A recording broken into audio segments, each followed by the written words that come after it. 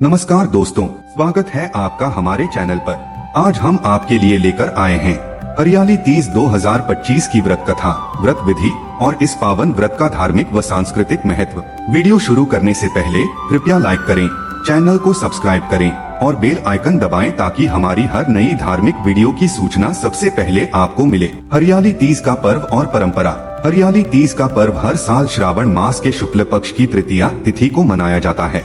यह दिन महिलाओं के लिए अखंड सौभाग्य, पति की लंबी उम्र और सुखद वैवाहिक जीवन की कामना का पर्व है। इस दिन सुहागिन महिलाएं निर्जला व्रत रखती हैं और कुंवारी कन्याएं मनचाहा वर पाने के लिए इस व्रत का पालन करती हैं। नवविवाहित महिलाओं के लिए यह तीज और भी विशेष होता है। तीज से एक दिन पहले सिंजारा मनाया जाता है, जिसमें लड़की के मायके से उसके ससुराल में कपड़े, श्रृंगार का सामान, मेहंदी, मिठाइयाँ और उपहार भेजे जाते हैं। कई स्थानों पर परंपरा है कि पहली तीज पर ससुराल से बहू को मायके बुलाया जाता है। हरियाली तीज व्रत विधि। 1. प्रातः स्नान कर व्रत का संकल्प लें।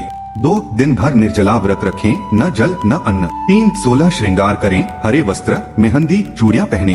4. मिट्टी या मूर्ति रूप में भगवान शिव, माता पार्वती और गणेश जी की स्थापना करें। 5. पूजा में धूप, दीप, फल, फूल, पान, मिठाई आदि अर्पित करें। 6. व्रत कथा का श्रवण या पाठ अवश्य करें। 7. रात्रि जागरण या भजन कीर्तन भी किया जाता है। हरियाली तीज व्रत कथा। कहा जाता है कि स्वयं भगवान शिव ने माता पार्वती को उनके पूर्व जन्म के बारे में याद दिलाने के लिए यह कथा सुनाई थी। शिव जी कहते हैं, हे पार्वती, बहुत समय पहले की बात है जब तुमने हिमालय पर मुझे वर के रूप में पाने के लिए कठोर तप किया था। इस दौरान तुमने अन्न जल त्याग कर सूखे पत्ते चबाकर दिन बिताए थे। मुझे वर के रूप में पाने के लिए तुमने किसी भी मौसम की कोई परवाह नहीं की और तुमने निरंतर तप किया। तुम्हारी इस स्थिति को देखकर तुम्हारे पिता बहुत दुखी थे। ऐसी स्थिति में नारद जी तुम्हारे घर पधारे। जब तुम्हारे पिता ने नारद जी से उनके आगमन का कारण पूछा तो नारद जी बोले, हे गिरिराज, मैं भगवान विष्णु के भेजने पर यहाँ आया हूँ। आपकी कन्या की घोर तपस्या से प्रसन्न होकर वह उससे विवाह करना चाहते हैं।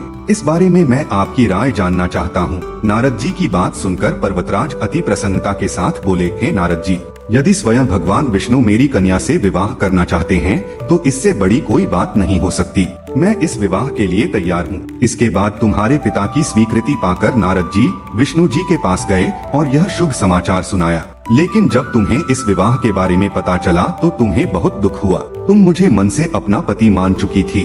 तुमने अपने व्याकुल मन की बात अपनी सहेली को बताई। तुम्हारी सहेली से सुझाव दिया कि वह तुम्हें एक घनघोर वन में ले जाकर छुपा देगी और वहां रहकर तुम शिवजी को प्राप्त करने की साधना करना।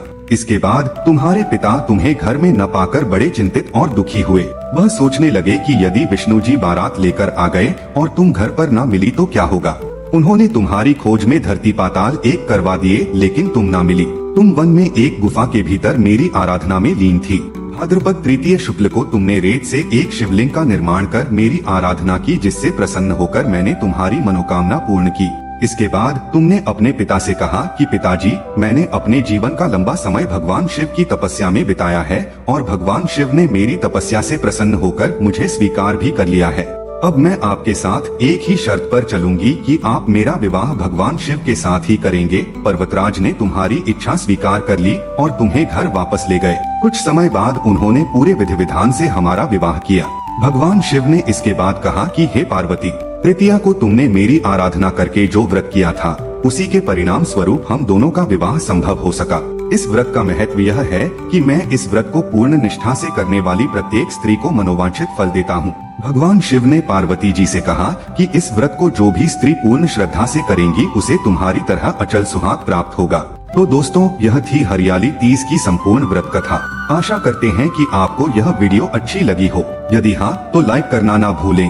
कमेंट करके बताएं कि आप कहां से देख रहे हैं और आपके लिए यह तीज कितनी खास है। और हाँ, अगर अभी तक सब्सक्राइब नहीं किया है तो अभी करें, क्योंकि हम लाते रहेंगे आपके लिए ऐसे ही धार्मिक और सांस्कृतिक वीडियो।